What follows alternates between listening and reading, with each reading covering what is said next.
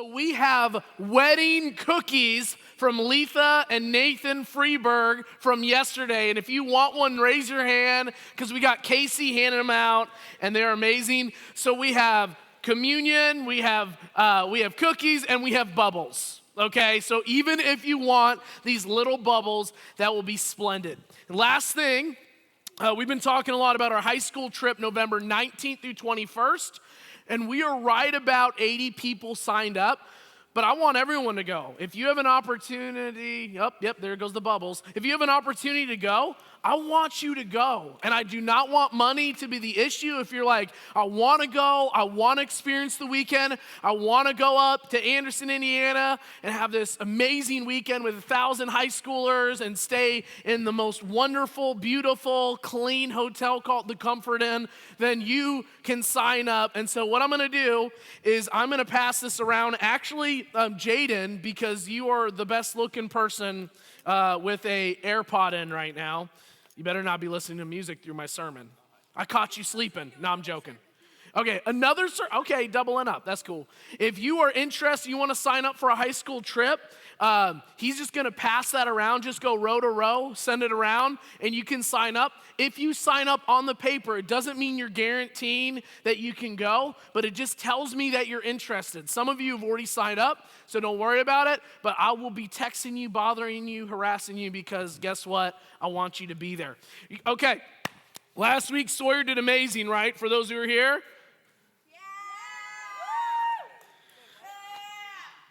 That was like a half boo, and yeah, I was like, yeah. Okay, so everyone, we got to wake up because week 3 of our series, Pass It On, and last week we had Sawyer, he was preaching. If you know anything about Sawyer, he was one of the very first students I met when I got here about 5 years ago, and now he's at Bible college. He's in his last year. He's going into youth ministry, and he loves coming back and be able to speak to you guys.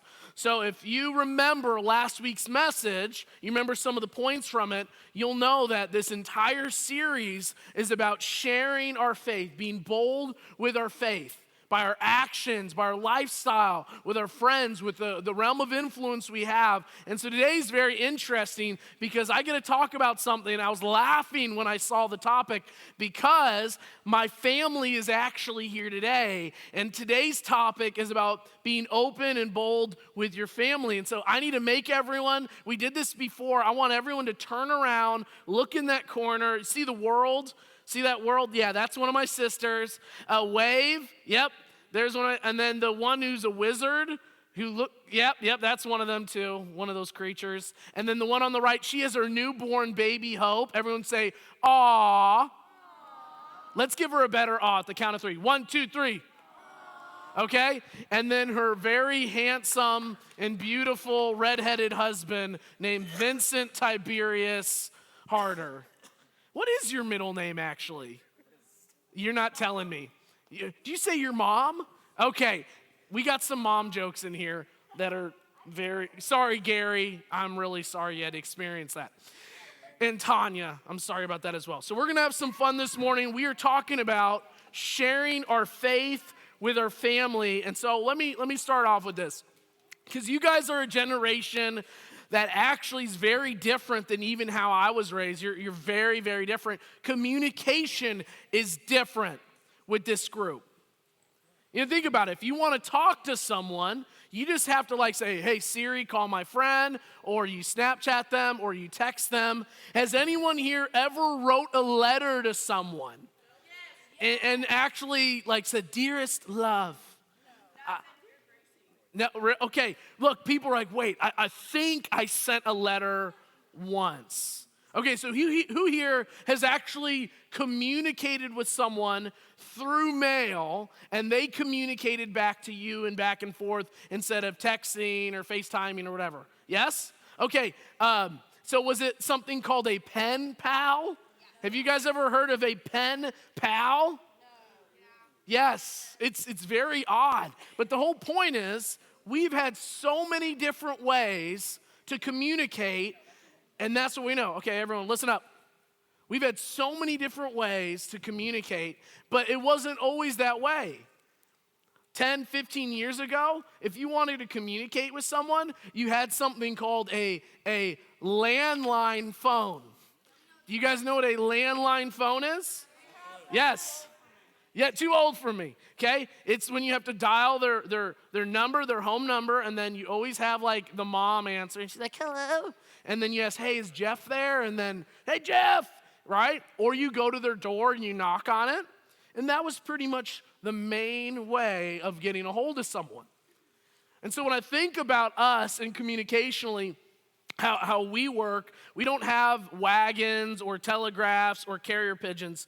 We have different ways of communicating with the world, and we can very simply. But yet, one of the groups we struggle most to communicate with can be our family members. We can communicate with friends, we can communicate with teammates, mentors, but some of you really struggle communicating with your family. And so I want to have some fun, okay? I want to do this for just a moment. I want to take a poll with you guys. I want to conduct a poll, and I want to ask you questions, and I want to get some responses. And actually, if there is a mic, there it is. Actually, since you have the mic, you can pass it around to people. And I want to hear some responses. I want to hear from you guys. No line, we're in church. But the very first question, I want you to think in your mind, on a scale of 1 to 5, how easy is it for you to talk to your family members? 5 being the best, 1 being the worst. Who wants to answer this question? All right, go ahead, Casey. Oh, pretty. I find it really easy to communicate with my family members because we're pretty close, so probably 5. Okay, so you are making my sermon harder, all right? My bad. I'm just messing. All right, who else wants to answer that question? All right, go ahead, Bailey, since you're right next to her. From 1 to 5, 5 being the best, 1 being the worst, how is it communicating with your family? I'd say it kind of depends on the day, maybe a 3. It depends on the day, okay. What else? All right, we got some people in the back, Anna. Oh, or Alex, there you go. What about you? I would have to go with a 1, to be honest. A 1, okay, why? To communicate with my parents? Yeah. I think you know, but also, like, I don't think they'll listen to me, to be honest. Okay, so... I think they'll stay on the surface of what I have to say. All right, thank you. Oh, you tried to make him? Okay, Josh. I guess Cowboy Josh. I guess you're going to go. You've been voluntold. I don't know. I guess a 1.5 or 2. A 1.5. Okay, that was not an option. So okay. You said 1 to 5. I said... I'm just messing with you. It was 1 to 5. Who was... Okay, why, Josh? Oh. Why 1.5 to 2? I guess the same, you know. Just, they stay on, like, their own surface, and they're kind of, like, I don't know, boneheaded, so... Yeah, they're boneheaded. Yeah. So it's hard to communicate. Anyone else who wants to answer that question? All right, yeah. Audrey, what about you? I'm going to say like a 2 because my family loves to tell people everything. Okay, so they're little gossips, right? Yeah, and what you tell them is not what they tell other people. They make up like a whole other story. Okay. So. All right, I feel that. All right, how about you pass it back to the great Miss Asia? Oh, she passed you up. Okay. Yes. Do you want to go first or? Okay. I say about a 2, 8.837. Okay, that's very nice. What about you? Yeah. Probably a 4. A 4. Okay, good. All right, you can pass it over to Miss Asia. Is a 0 possible? Yes, sure. My mom, she's about a 2. My dad is a 0. 0? Okay. Yeah. Thank you. All right. Miss Moon? 0. 0, okay. I'd say about a 2. A 2? All right, do you kind of hear we're probably right at a 1 to 2 with most people. Let's ask one more question. On a scale of 1 to 5, how well do you think, and you kind of jumped the gun on this one, how well do you think your family listens to you and understands you? No. 1. Just throw some answers out. 0? Okay. Double zeros? Wow. 2? Okay. So now I want to get a little deeper with this next one. How many of your family members do you struggle to communicate with? None of them, some of them, or all of them? Some? All. Okay. So you guys hear the answers, and we know that we are not alone in this. Our relationships with our families are supposed to be the strongest, most valued relationships we have, right?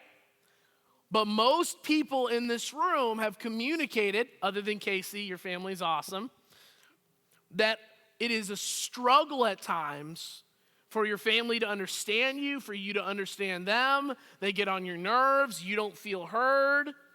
And so I think about that, and that is more common with a group of students. Most people don't feel super connected with their families. Now, there are some, but most people, it is a real battle in their homes.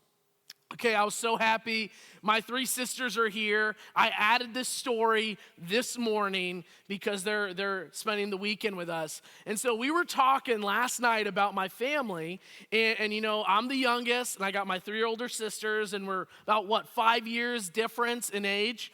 And so we all have these different experiences of our lives growing up. We have these different experiences with each other. We have different experiences with our parents. We had these moments, you know, when I was in high school, a couple of my sisters, they were already in college. But when I was younger, I pretty much was having to do everything that they wanted me to do. I didn't have much authority or power. And so I think about our lives growing up, and we had some moments. I remember drives in the car when we drive to see family in Chicago or Mississippi or just go on vacation in general. And we would have moments in the car. There was hair being pulled, there was scratching, there was yelling, there was the famous dad whipping his arm behind his seat and trying to hit one of us. We had a bunch of moments like that. There was brawls in the home over things that were missing or TV or whatever. And some of you have those stories, right? You have experiences like that with your siblings, with your parents. And so I think about this week and all that we're talking about. And it is so easy to communicate with friends, teammates, maybe even coworkers. But there's just something about our home.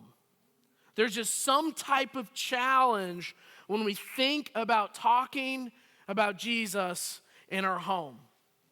And so I want us to think about our families, because we have families that are all over the map. Some of us, our families, they are passionate for God. They'll talk with us about God. You'll have family devotions. You'll spend time in the Word. That's not unusual. Some of us, it's like casual. You know, it's not that you're against God. It's not that you're for God. I mean, you might even come to church occasionally, but it's not really part of your weekly rhythms. It would actually be a little awkward if you talk to them, because it's just something you don't discuss. And then we have people in this room where your family, they don't have any relationship with God. Actually, you might be the only Christian in your home. And you coming here, you might be just almost like the person that stands out. You're the one who is like all in for Jesus. And it's almost confusing to them how much you want to pursue God. And so think about where you are, whether your family, they're awesome, they love Jesus, or they're kind of those casual, they're not against God, but they're not necessarily like at or connected with a community, or maybe they're not at all. And so I want us to think about them. What does it mean to pass on the good news with our actions and not our words to our family? You know, what does that mean? That we want to have our lifestyle be a specific way so we don't even have to even say words to our families. Our lifestyle speaks louder than our words. Have you guys ever been in a place where your family, they've been like, oh, you're going to church, but you're still doing these things? It's funny because I'll go to parents and I'll be like, oh, your son or daughter, they're amazing. They're incredible. I love having them in the youth group. And I say, they might be amazing with you, but they don't take out the trash. Or, hey, they might be cool with you, but they fight with their brother and sister every single day. Or, hey, they're great, but can you tell them to clean their room? These are legit conversations I've had with people. I've had parents be like, hey, Winston, this person, I know you said they're awesome and they're great, but can you have a conversation about them doing their chores? And sometimes it almost offends parents because the people, their sons or daughters that claim Christ, you go home and they're like, hey, I don't see it here. You might be that there, but I don't see it at home. And so I want us to think, what does it mean to impact our families with our actions? So we're going to dig in the Word, and I got a couple stories, and we're not going to spend a ton of time in each one of them, but I want us to think about this because we have great impact on our families. There's a lot of stories in the Bible that we're familiar with, a lot of stories that we've heard, maybe we've heard many times, but there's a couple stories that maybe we've never heard of. And I've been trying this series to have stories that you maybe have never heard of. And so I want to talk about a lady, and her name is Lydia, and it's a story that you can find in the book of Acts. And I want to give a quick background, so I'm going to read a couple verses that'll give you an idea of the background of the story. So it's Acts chapter 16, starting in verse 9. This is how it goes. There's a vision that appeared to Paul in the night. A man of Macedonia was standing and appealing to him and saying, come over to Macedonia and help us. Macedonia is near modern-day Greece. When he had seen the vision, immediately he sought to go into Macedonia, concluding that God had called him to preach to them. So putting out to sea from the city of Troas, he ran straight course to Samothrace. And then from there, he went to Neapolis, and from there to Philippi, which is a leading city in that district, a Roman colony where he was staying in the city for some days. And on the Sabbath day, we went outside the gate of the riverside where we were supposed to take a time to pray over the city. And we sat down and began speaking to the women who had assembled. A woman named Lydia from the city of Thyatira, a seller of purple fabrics, a worshiper of God, was listening. And the Lord opened her heart to respond to the things spoken by Paul. And when she and her household had been baptized, she urged us, saying, if you have judged me to be faithful to the Lord, come into my home and stay. And we ended up staying. So we got this lady, Lydia. And this lady, she's a woman of God. She's a worshiper of God, but she had never once heard about Jesus. So here comes Paul, and he tells her about Jesus, that he had lived, he had died, he had rose, and now they have forgiveness of sins. And so she takes that information, and she goes immediately home. And when she got home, her entire family decided to be baptized. So what's interesting about this story is that Lydia responded with this good news, and she immediately went home. She immediately went to her family and spoke into their lives, and we were able to see life change there. It's interesting because some of us, man, we've been talking to our families about Jesus for a long time. We've been praying about our families. Whether they don't know Christ at all or they do, but they aren't really passionate or excited or committed, no matter where they are, we've been doing that. Some of us, we're too freaked out to do anything about that. Or maybe that's not our battle in our family. They're in a good place. But one thing that was interesting about Lydia is she decided to make that commitment to go home, to make that commitment to say, hey, I'm going to be going to my family. And there was life change there, but it was their decision. So even though it's like, okay, Lydia did this, there's no guarantee, but she went and she tried. She put herself out there. There's another story in 2 Timothy. It's a story about Timothy. I'm just going to read one verse to you guys. In 2 Timothy, it talks about how his family had a deep faith even before Paul started investing in him. It was 2 Timothy chapter 1, verse 5. It says, for I'm mindful of the sincere faith within you. This is Paul writing to Timothy, which first was in your grandmother Lois and your mother Eunice and I'm sure that it is in you as well. So if you know anything about Timothy, he's a major person in the New Testament. And so Paul's writing this letter. He even has 2 letters that are written to him, 1 Timothy and 2 Timothy. 2 Timothy was the last letter Paul wrote before he died. And what he's saying here is actually Timothy is in the place he is because of his grandmother.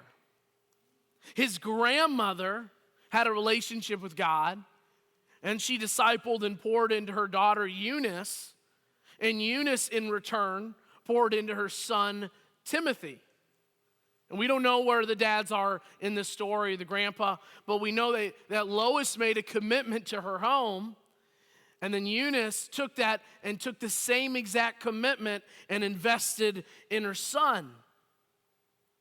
And so I think about even my faith. And again, I'm so happy my family's here. It's because I'm not that, are you okay? I'm not that first generation Christian. You know, my mother and my father, they were Christians before me. And so I grew up in a home where I got to learn about Jesus. I got to learn about God. I got to be in the Word. I was in a place where I, from a young age, I was able to be comfortable to talk about God and be connected in a church community. But that's not everyone in this room. Some of us, we are going to be the first generation in our home. We're going to be the first person that chooses to make Jesus Lord of our life.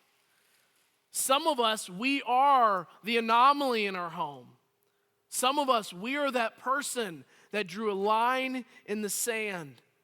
That's a beautiful thing, but it also comes with its own challenges. And better yet, because of that, we are now ambassadors for Christ. When you hear the word ambassador, what is something you guys think of? Just throw it out to me. What is something you think of when you hear the word ambassador? Leader? Representative? Yeah, they represent. Anyone else? Just throw them out. It's like an ambassador is a communicator on behalf of a nation, of a king, of a people group.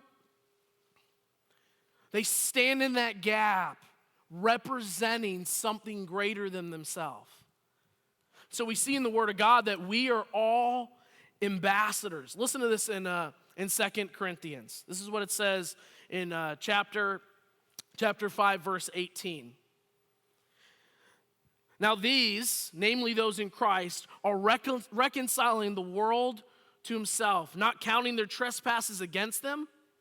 God has committed to us the word of reconciliation.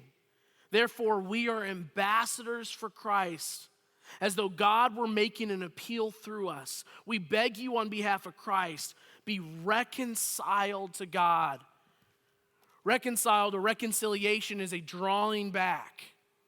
It's like, I think about a cowboy throwing a rope and bringing us back. It's like God is bringing us back to himself. And because of that, we are now ambassadors for him. It's pretty incredible that once we know Jesus, we are invited to become ambassadors. We're invited to speak on his behalf by passing on this good news to others. And I think about all of us and the challenges we have. It could be hard and it can be very challenging to be ambassadors into a home when there may be a 1 or a 2. When you feel like, man, they don't understand me. They don't even really know me. They don't listen to me. They don't value me. They don't respect me. It's almost like you don't even want to be an ambassador. You don't even want to talk about God to them and your relationship with God to them because you're already angry or bitter or confused. It's like the last thing you want to do is talk serious with them because they don't ever want to talk serious with you. Or when you try to talk serious, they discredit you or they don't value your words. And so I think about this. If you know Jesus, but your family doesn't, Or if you know Jesus, but your family's just kind of lukewarm. If you know Jesus and your family's really strong, this can all feel like a lot of pressure. You know, pressure to lead your family to Christ or to be that voice in their life. And I want to say this before we go any further. That decision's on them. It's not on you. All we are called is to give them an opportunity, to give them a chance. But the rest is on them. They have to make that decision for themselves. But no matter where we are, just like Lydia's family or Lois and Eunice with Timothy, we are called to pass on this good news to our family. I found this quote, and I want to get back to the actions part of it. Actions prove who someone is. Words just prove who they want to be. I'll say that one more time. Actions prove who someone is.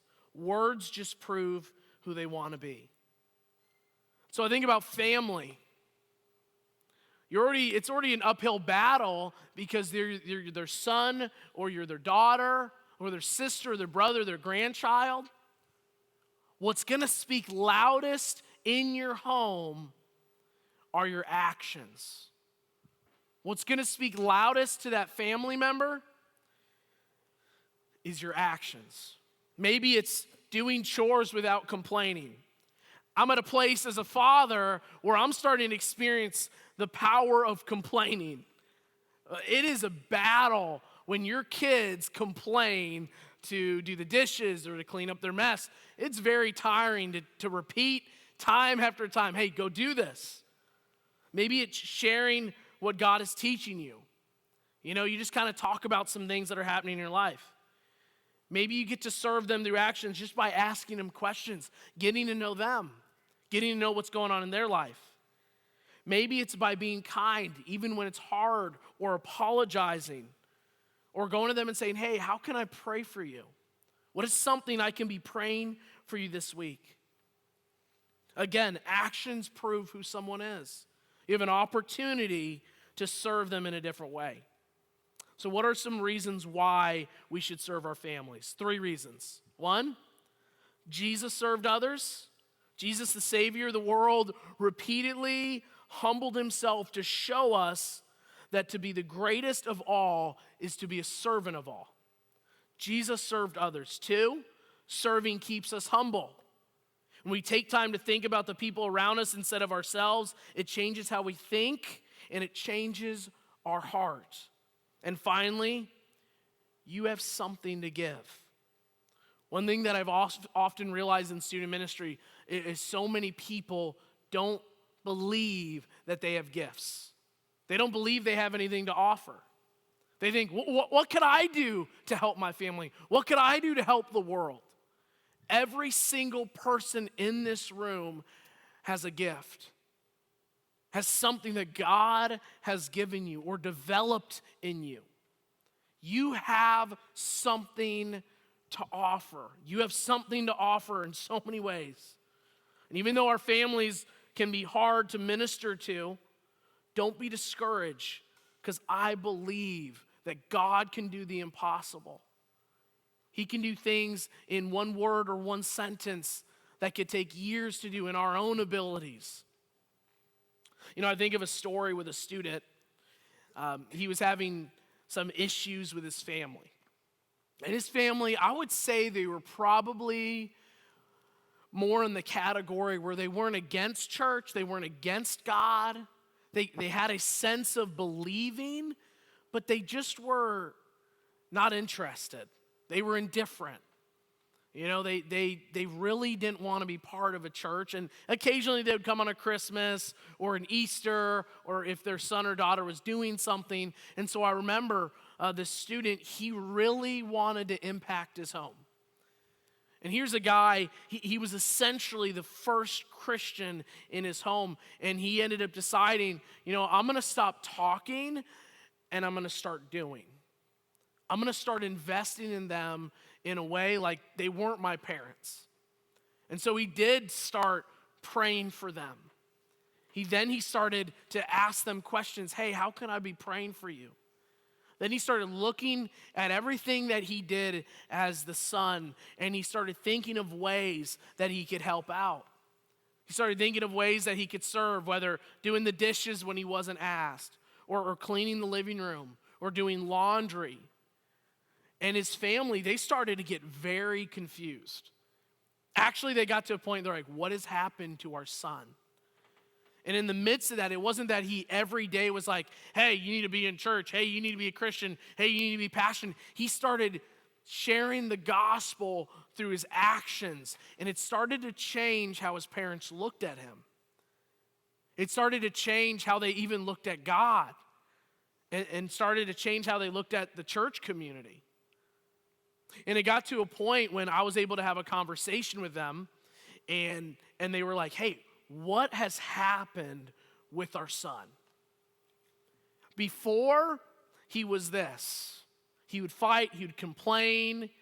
We never saw eye to eye. Now he is here. He's obedient. He's willing to listen. He's not complaining. Even though there was a lot of things he didn't agree with and he struggled with, he had come from over here to over there, and the result was his family started being more open to what it meant to really have a relationship with Jesus. And so I think about us, what are we doing? What are we doing right now to pass it on in our homes? What are we doing today to love on our families, to minister to our families? If we're a 1, how do we get to a 2? If our family doesn't listen to us, how can we go the extra mile even if they treat us the exact same way? If we're struggling with them and bitter, first we got to forgive them. We got to let that go. We got to let that poison out of our life. It will consume us. It'll take everything away from us. It will rob our joy. And so as we leave, I want to leave us with a verse. It's actually in 1 Timothy. It's one of my favorite ones, and actually one of the first sermons I ever preached came from this. If you guys are in the Word, you might even recognize this. It comes from 1 Timothy chapter 4, verse 12. He says, let no one look down on your youthfulness, but rather in speech, in conduct, in love, faith, and purity, show yourself an example of those who believe. He's talking to Timothy. Paul is talking to Timothy. Let no one look down on you because you're younger, but rather, this is what he says. Your words, your speech, your conduct, your life, your love, your faith, your purity, be the example. Don't just let it discredit you because you're young. Be the example. Be the example to everyone around you. You don't need to grow up to be the example. You can be the example now. Some people in this room, I'd say a bunch of people in this room, you're in the workplace now. You can be an example now in the workplace. How do you talk about your managers? How do you talk about your coworkers? Be an example through your speech and your love and your conduct. In your home, how are you to your brother? How are you to your sister? How are you to your stepdad or your stepmom? Is it love? Is it speech? Is it purity? Is it faith? So often we think we're a leader when we have people under us. That's not true at all. We can be a leader and have no one that actually reports to us. We can lead up. Actually, one of my favorite books is called Leading Up. To be a leader wherever you are, setting the bar, not expecting them to lead, but you understanding who you are for. So as we end, guys, I want to challenge you. What is it? What is it that you have to do this week to minister, love, care for your families? What are you going to do to pass it on? Let me pray for us.